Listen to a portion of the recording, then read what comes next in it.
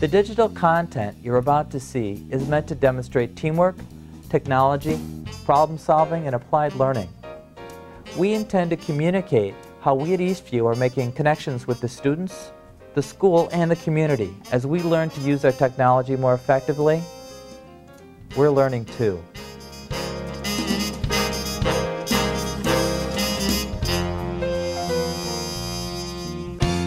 Well, hi again, everybody. I'm Paul Hart, and welcome back to another What's the Big Idea webcast.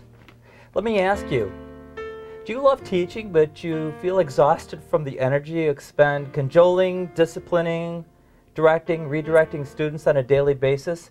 If that's the case, then literacy educator Amy Morrison may have an answer for you today. Hi, Amy. Hi, Paul. I'm glad you're here. Thank you. Can you tell us a little bit about yourself? Yeah, I've been teaching at Eastview for 20 years now. I started in the fall of 1988 and taught kindergarten for 18 years. And as I was teaching kindergarten, I noticed my passion became reading.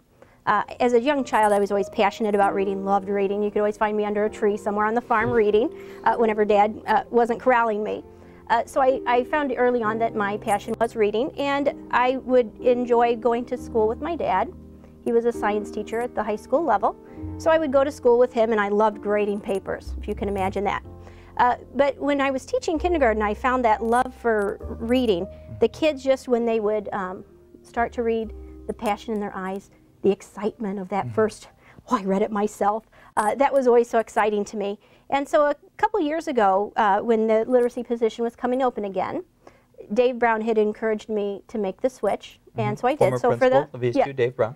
Former principal, and so I made the switch, and I've been teaching literacy. This is my second year now at Eastview teaching literacy. We're very lucky to have you. Thank you. Amy, as teachers, we question the value of busy work. We all want to work smarter, not harder. We want to be effective, but sometimes we don't have a clue how to start that process.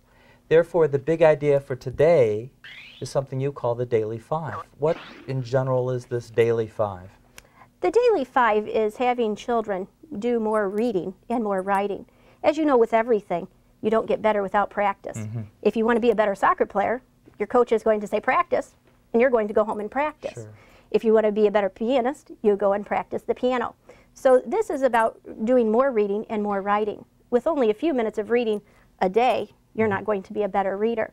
So the Daily Five has reading to yourself, reading to someone, listening to reading, word work, and work on writing. Okay. Well, let's give proper credit to its creators, the Daily Five's creators. There's a couple of wonderful women out of Washington State, Gail Bushi and Joan Moser, I believe are their names, and they have created this program that you mentioned, just talked about, the Daily Five, and it's spectacular, and it's a way to foster literacy, independence in the elementary grades. These women are known nationally as consultants. They share their expertise, they create these beautiful spaces in the classroom, and they provide this assessment-driven instruction, which we both know is extremely important. By the way, you can find them and all their resources on the World Wide Web. Let's say our students here become very comfortable with the Daily Five program. What is the overall intended outcome? The intended outcome of using the Daily Five is that children will be lifelong readers and writers, that they will feel the sense of urgency to read, that they will enjoy reading and writing as well. Regardless of what you do, you have to be able to read to be functional in society. Even in this technological age. Absolutely. From what I've seen and what I've read, there seems to be a lot of modeling practice initially by the teacher to the students. What might be an example of modeling to the students? One of the examples of modeling is on the behaviors, what you're expecting for the reading and writing behaviors as you're teaching.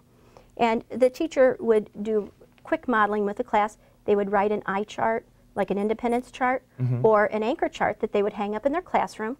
So the children, as they're doing the reading and writing activities, could look to that for help to remember what they're supposed to be doing. Also, it's the built-in stamina. They go slowly. They may start the children only for 3 minutes at a time, or 5 minutes. As soon as the children are showing that they cannot do the behavior for that long, they would stop it, come back to group, talk about what went right, maybe what went wrong. So it's a lot of modeling the behavior and stopping the behavior as soon as it becomes inappropriate or not what was written on the eye chart. Okay. Another great modeling they do is talking about a perfect fit for a book. Is that book the right fit for me. Sometimes we're interested in a book, but maybe it's not at our readability level right now. And so they have a way of modeling that with using shoes in their book that you can look at, which is just, I think, incredible that they thought of that, and I found that tool to be very helpful myself. How is implementing the Daily 5 an improvement over a classroom that might not be using this program? The Daily 5 provides a little bit of a structure and maybe a framework, but if you're a good teacher, you're doing these things already in your classroom. How does this program facilitate students? How does it help them work at their own learning level?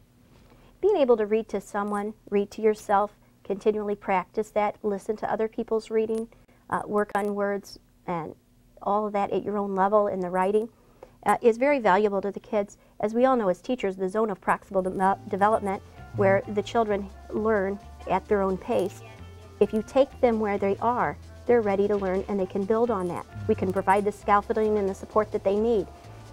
Just like if you're a pianist and you're just going to be a piano player for the first time, you're 9 years old. Because you're 9, you should be doing Beethoven. We know that that's not accurate. Somebody that's been working at it for a long time, maybe they're ready to play Beethoven. But just because you're a certain age doesn't mean you're ready for a certain level of book or skill. So if we provide the scaffolding and the help for the children as they go up, then they are more successful at reading and they become better readers. How does, would you say, the Daily 5 help students become more responsible and use appropriate behavior? As we talked about earlier with the anchor charts, that the children are involved in making those and making sure they understand the behaviors that are right, the stamina, getting them used to that and getting them able to do those behaviors for a longer period of time. That definitely helps with the behavior end of it. The responsibility comes with trusting the students, knowing that through time and through appropriate modeling and slowing down at the beginning and making sure these behaviors are there, the students will be able to responsibly manage their own time. Along with the sense of community, building that into it, as we've talked several times also, with building the stamina so that you are giving them the tools they need to be able to do what you're expecting them to do. What might be an example of something that might be on this anchor chart, a specific goal for a student? Or? Well, it may be to get quickly to your book, or to sit still the whole time, to not talk. Life skills, basically. Various things. Whatever would be a manageable tool for a classroom teacher. You would not want to see a child wandering around. That would not be the behavior that would be on the anchor chart for reading. So it would be to sit still, read the whole time. Amy, why is the Daily 5 significant for this school right here, for us at Eastview? As you know, our demographics have been changing sometimes, and the gaps between our children are changing. So where you might have somebody reading at a level C and somebody reading at a level JK or even higher in the same class, the Daily 5 can help you meet the needs of both of those students and provide the support that they both need, the gifted student as well as the student who is maybe struggling with reading. You can provide them the exact support they need to improve their reading. This may seem like a duh question, but why is building a foundation so important in elementary school? You can't build a house without a foundation, Paul. They need to have the basic skills. They need to have good mastery of those basic skills before they can move to some of the higher level thinking tasks that they are expected to perform. Sounds like a great program.